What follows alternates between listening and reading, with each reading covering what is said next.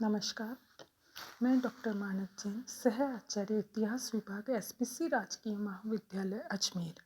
आज हम BA part तृतीय ऑनर्स के पेपर नवम का अध्ययन कर रहे हैं और इसमें हम ये देखेंगे आज का हमारा जो विषय है वो है विद्यार्थियों की प्रेमचंद का साहित्य में योगदान। प्रेमचंद गद्यकार प्रेमचंद मुख्यतः कथाकार के रूप में सामने आते हैं। वे कथा साहित्य के सम्राट हैं। आधुनिक युग जीवन व जन चेतना की प्रत्येक हिलोर उनके साहित्य में लहरा उठती है। उनका दूसरा रूप निबंध लेखक का है। उनके निबंध का संबंध भाषा और साहित्य संबंधी उनकी निजी मान्यताओं से है।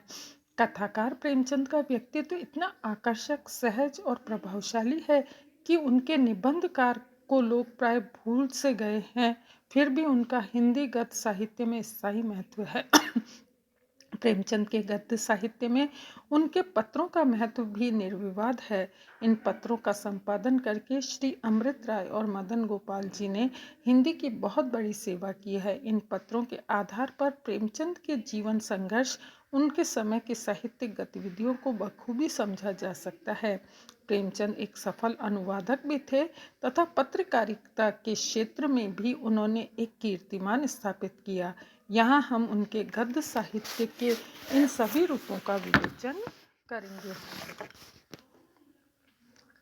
निबंधकार प्रेमचंद। प्रेमचंद के निबंधों का संग्रह कुछ विचार 1939 में नाम से प्रकाशित हुआ। अमृत राय ने हंस की पुरानी फाइलों में प्रेमचंद की दबी हुई सामग्री को श्रम पूर्वक संकलित करके उनका परिवर्धित संस्करण साहित्य का उद्देश्य नाम से प्रकाशित किया। जोड़ी हुई नवीन सामग्री प्राय विविध साहित्यिक प्रश्नों, विवादों, समस्याओं के संबंध में समय समय पर प्रेमचंद द्वारा लिखी गई संपादकीय टिप्पणियों का संग्रह है। प्रेमचंद विविध प्रसंग के दूसरे और तीसरे खंडों की अमृत राय जी ने माधुरी, चांद, मर्यादा, हंस, जागरण, स्वदेश आदि पत्रों में प्रकाशित उनके निबंधों को संग्रहित कर दिया है। इन निबंधों को पढ़कर हमारी आंखें खुल जाती है। विद्यार्थियों, प्रेमचंद ने अपने छोटे से जीवन में कितना कुछ देखा, सुना, पढ़ा, लिखा।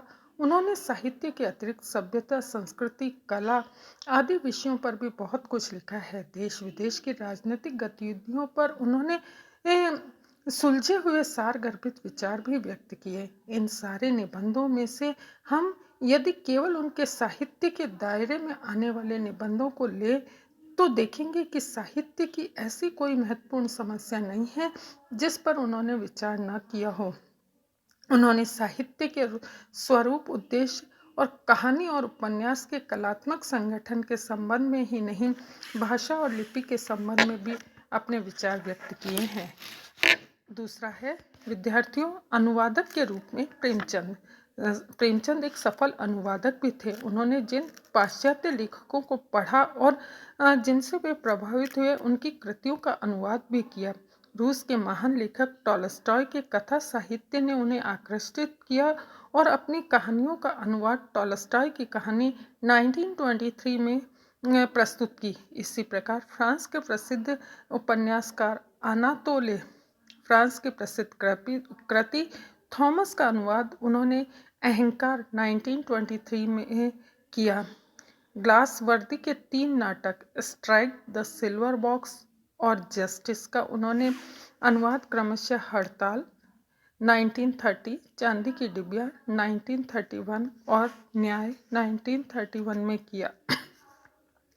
बर्नार्ड शाह के नाटकों की धूम मचाने पर उनके एक नाटक बैक टू मैथ्यूसले का अनुवाद सृष्टि का आरंभ 1939 में किया। प्रारंभ में उन्होंने जॉर्ज इलियट के एक उपन्यास साइलस मार्नर 1861 का अनुवाद सदा सुख 1920 के नाम से किया। रतन नाथ सरक्षाकृत फसान आज़ाद का अनुवाद उन्होंने 2 भागों में आज़ाद कथा 1927 नाम से प्रस्तुत करके अपने विनोद वृत्ति का परिचय हिंदी साहित्य को बहुत पहले ही दे दिया है। उनके अनुवादों में प्रेमचंद की मूल कृतियों का प्राय हिंदी रूपांतरण कर दिया गया है। संभवतः ये अक्षरश अनुवाद के पक्ष में नहीं थे। प्रकट और प्रेमचंद का अनुवाद साहित्य कम नहीं है, वस्तुतः उनकी मौलिक रचनाएं इतनी लोकप्रिय हुई कि अनुवादों की ओर हमारा ध्यान ही नहीं गया। नाटककार प्रेमचंद प्रेमचंद ने संग्राम 1923, करबला 1924 और प्रेम की वेदी 1933 तीन नाटकों की रचना की। इस क्षेत्र में उनको अधिक सफलता नहीं मिली। ये नाटक वस्तुतः संवादात्मक उपन्यास ही बन गए। वे जो कुछ जिस ढंग से कहना चाहते थे, नाटक की सीमा में उनके लिए स्थान नहीं था, इसलिए इस दिशा में वे आगे नहीं बढ़ सके। कथाकार प्रेमचंद हिंदी कथा साहित्य के क्षेत्र में प्रेमचंद युग प्रवर्तक है। उन्होंने जीवन संग्राम में सौंदर्य के दर्शन किए। उन्होंने सुप्त जन चेतना को जगा दिया। उन्होंने साहित्यकार के महान दायित्व को समझा और यथाशक्ति उनका निर्वहन भी किया। उन्होंने घोषणा की कि जिस साहित्य में हमारी सुरुचि न जागे, आध्यात्मिक और मानसिक तृप्ति न मिले, हमें शक्ति और गति पैदा न हो, हमारा सौंदर्य प्रेम न जागृत हो, जो हमने सच्चा संकल्प और कठिनाइयां पर विजय पाने की सच्ची दृष्टता न उत्पन्न करे, वह आज हमारे लिए बेकार है, वह साहित्य कहने का अधिकारी नहीं है। उन्होंने सच्चे साहित्य का सृजन किया।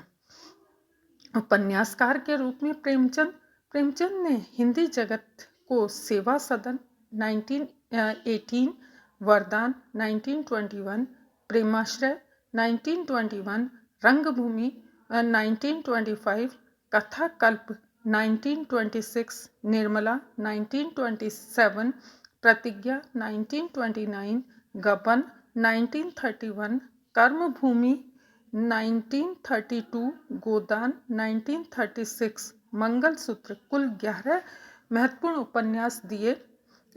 इन सभी उपन्यासों में कलाकार प्रेमचंद ने युग धारा के साथ चलने का प्रयत्न किया। सभी उपन्यास वर्तमान जीवन की समस्याओं से संबद्ध हैं। समस्याओं का उल्लास बहुत ही सुंदर है। हाँ, आरंभिक उपन्यासों में उनके द्वारा दिए गए समाधान सुधारवादी मनोवृत्ति के परिचायक है और इस दृष्टि से प्रेमचंद अपने युग की सीमाओं से कहीं आगे कहे जा सकते हैं।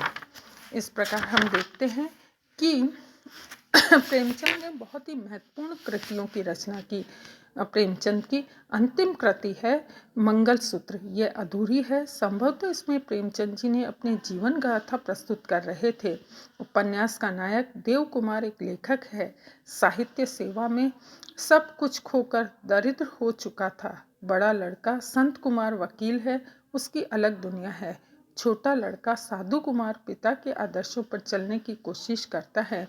वह कथानक बहुत कुछ प्रेमचंद जी के जीवन पर चरितार्थ होता है। मंगलसूत्र जन मंगल के लिए निश्चय ही किसी नवीन मान्यता का सूत्रपात करता है, किंतु ये अधूरा ही रह गया है।